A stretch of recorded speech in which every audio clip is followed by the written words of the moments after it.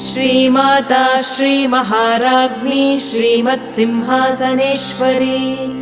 चिदग्निकुण्डसम्भूता देवकार्यसमुद्यता उद्यद्भानुसहस्राभा चतुर्बाहुसमन्विता रागस्वरूपपाषाढ्या क्रोधाकाराङ्कुशोज्ज्वला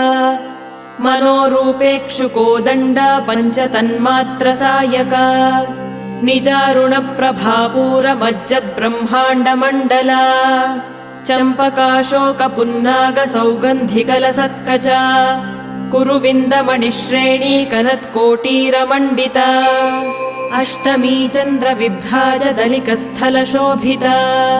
मुखचन्द्रकलङ्काभमृगनाभिविशेषका वदनस्मरमाङ्गल्यगृहतोरणचिल्लिका वक्त्रलक्ष्मीपरीवाहचलन्मीनाभलोचना